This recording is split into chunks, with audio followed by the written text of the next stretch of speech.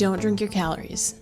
That is what skinny culture will have you believing, and I agree to it to an extent, but if it is preventing you from approaching food and drinks normally, if you become anxious or you completely avoid anything that's not 0 calories, this episode might be for you. So I literally just finished drinking a salted maple latte. I used whole milk and I added a splash of half and half, and it was delicious. And old Rachel, struggling with disordered eating Rachel, would have not been able to do that. We would have maybe gotten regular milk, but maybe we would have gotten fat-free milk. Used fat-free milk. We would not have added half and half. Possibly would have opted for a sugar-free syrup.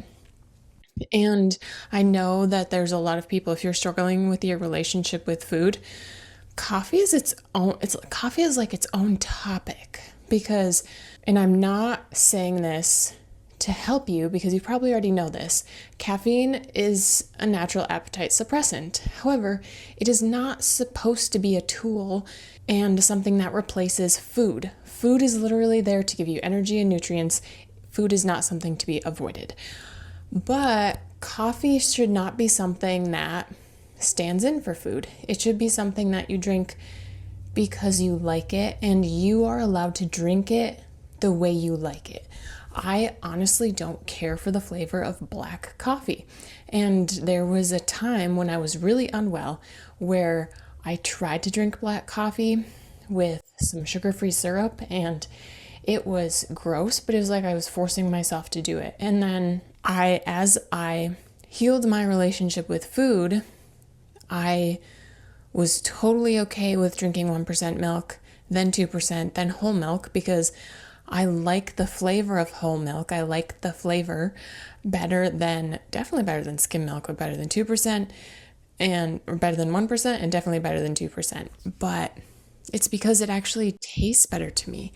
And I'm not worried about the small amount of extra calories that, honestly, it is a small amount. If you're someone who is at a place with their relationship with food where they are diligently tracking their calories, those extra calories going from whole milk to skim milk may seem like a really big deal.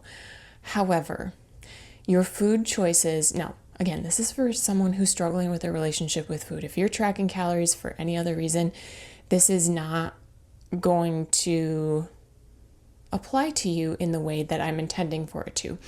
So as you heal your relationship with food, you start to notice like, oh, I don't actually like that food. I don't actually like the taste of that drink, since we're talking about drinking your calories on this episode. And you start, like for me, like I don't care for skim milk. I struggle with like coffee powders or hot chocolate that uses non-fat milk powder, because I'm like, where's the flavor? Because to me, the fat brings the flavor in the milk, and whole milk is the way milk is intended to be. You skim the cream off the top and you're left with whole milk. It's delicious. I can see how some people whole milk might be a little too much for some people, whatever. The point being, if you like whole milk, it's okay to drink whole milk. If you like or prefer the flavor of skim milk, that's totally fine. You shouldn't be basing what you're drinking based on the caloric content. So whether it's coffee, whether it's juice, whether it's alcohol, if you're 21 or older in the US, it can be as simple as milk. Like I grew up, we had milk with dinner every night, and I stopped drinking milk with dinner when I was struggling with my relationship with food, because I'm like, I don't need those extra calories. And that makes me a little sad, because milk with dinner, maybe it's just nostalgic for me. I like it. It helps me to feel satisfied. And the only reason I stopped doing it was because I'm like, I could be eating my calories versus drinking my calories. And hear me out. There is something to be said about, in my opinion, drinking alcohol. I'm not anti-alcohol, but I'm a question, why am I drinking alcohol? Is it, I need this to get loose? I need this.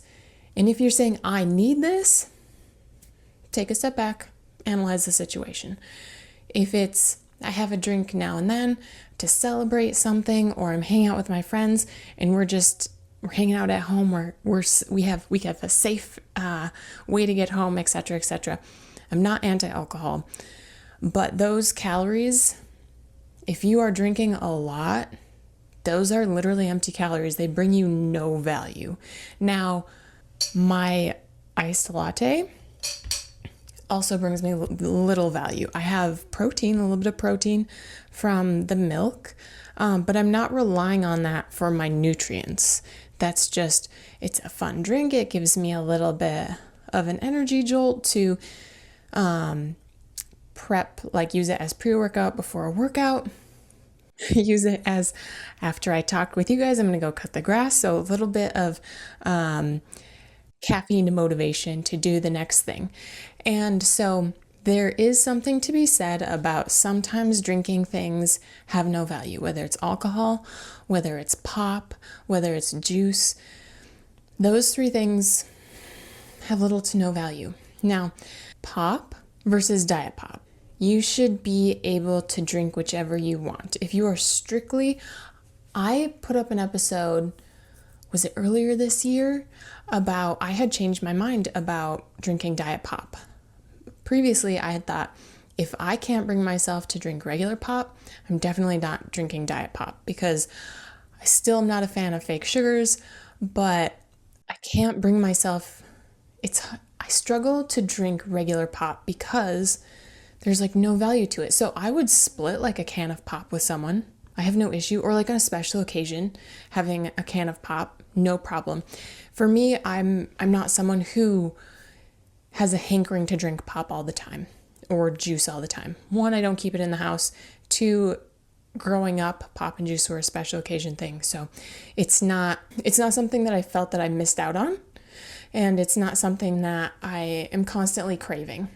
Again, with pop, if you're struggling with your relationship with food, unfortunately, coffee and diet pop or diet drinks, low calorie, sweet drinks are something that you probably have or probably do reach for to shove away your appetite. And one, that's not healthy. If your body is hungry, that is a time and a cue for you to eat food. Being hungry is not a bad thing. Being hungry is not a bad thing. Drinking diet pop and drinking low calorie drinks in and of themselves is not a bad thing either. Just again, coffee, pop, low calorie beverages are not a replacement for food. They are something that you can definitely enjoy. There's nothing inherently wrong with them. But I remember I was on Tumblr like during the worst time of me struggling with my relationship with food. And I remember seeing an image where it has like a diet pop versus a smoothie. And diet pop has 0 calories, whereas a smoothie has how many 100 calories. But the thing is, just because the smoothie had more calories doesn't mean that the diet pop was the better option. And the reason being is because the smoothie, again, if you're trying to satiate yourself, you are hungry and you're trying to not be hungry, the better option is to have the smoothie because that gives you energy and it gives you nutrients. Yes, there are calories in a smoothie, but the thing is, your body needs calories. Your body needs energy for you to live. And so, yes, you should be okay drinking your calories. And it's a balancing act. And I go back to, should you be drinking regular pop and juice on a very frequent basis, like every single day, multiple times a day? Probably not the healthiest. But again, if you are struggling with your relationship with food, you are probably not doing that. But I'm here to tell you that it is okay to drink calories. It is okay to allow yourself to have a fun drink. And it's okay if you do want to just have a diet drink when you have a fun drink. I could just go back to don't use diet drinks in place of food. They are not equal. Going back to the episode that I changed my mind on diet drinks, I still have a hard time, like I said, I'm totally cool splitting like a can of pop with someone. But if I go to the movie theaters and they give me like a 16 ounce, or if you go to a restaurant and they give me a 16 ounce, like I don't need that much. And so I'm like, I don't want to use, I don't count calories, but in my brain, it's an old thing of like, I don't want to use my calories on that. I'd rather have dessert. I really would. I would really rather have dessert than a regular pop. But I have become okay with drinking a diet pop now and again. I don't purchase pop to have in the house, but when I go out, I will have a diet drink. And again, not a fan of fake sugars and everything else that's in pop, but it's not the end of the world. Having it occasionally, it's not going to harm me. People may disagree with that, but again, staying focused on what we're talking about today. Challenge your food rules. Skinny culture, disordered eating culture tells you don't drink your calories. Always do diet or don't drink your calories. Yes, fine. Be conscientious about if you are going to be drinking a lot of alcohol. Alcohol is the one thing that I keep thinking of because people don't think about it, but there's a lot of calories in alcohol, especially if you're doing mixed drinks. They can be very sugary. It's just the reality. Sometimes we can forget that even though it's not food, it still has a caloric value, and that's not inherently bad in a way that you should be afraid or anxious about it, but it is just something that you can keep in mind. And if you are watching this episode, you're struggling with your relationship with food, you already know that. That's nothing new to you. And maybe it is, but it's probably not nothing new to you. You shouldn't be afraid or anxious around foods or drinks. Foods and drinks aren't inherently bad. They are not going to hurt you. Having them occasionally is just fine. If you genuinely like the flavor of a skinny sugar-free latte with skim milk and sugar-free syrup, and you genuinely prefer that over 2% milk with regular syrup, totally fine. But if you genuinely prefer the 2% with regular syrup versus the skim milk with sugar-free syrup, I challenge you. I challenge you to order and drink what you actually prefer.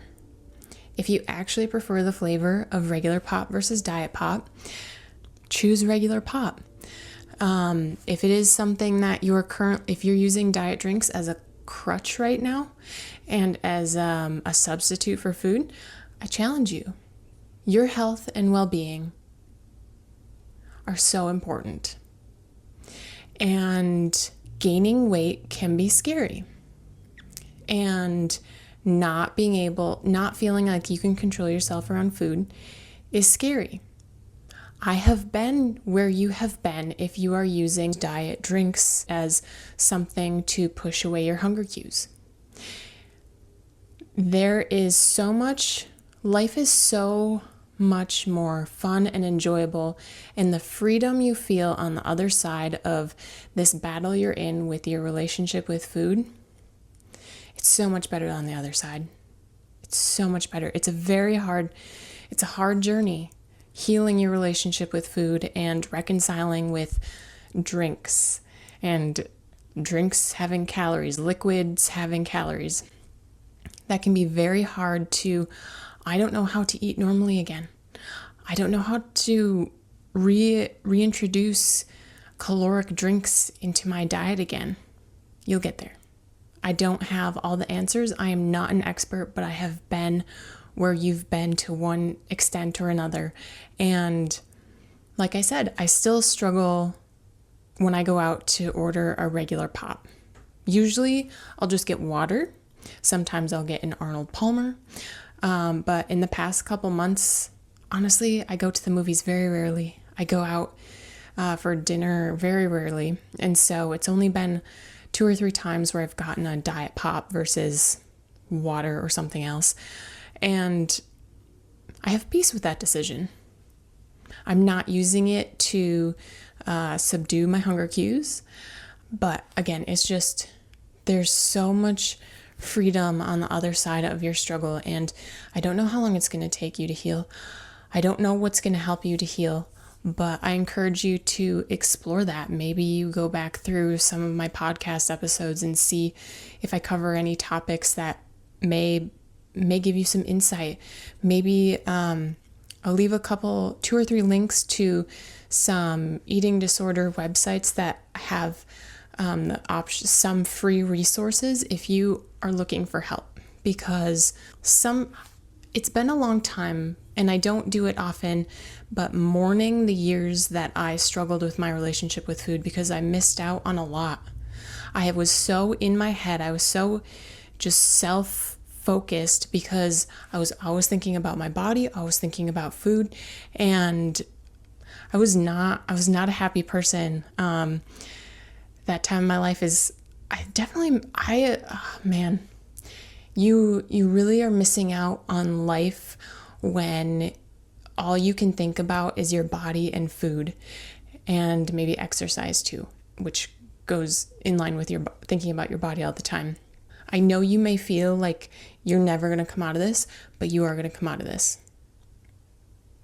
You are. And you can get back, you can become, you never go back to who you were before you were struggling, but you become a new being, a new person as you heal and as you come out of this struggle.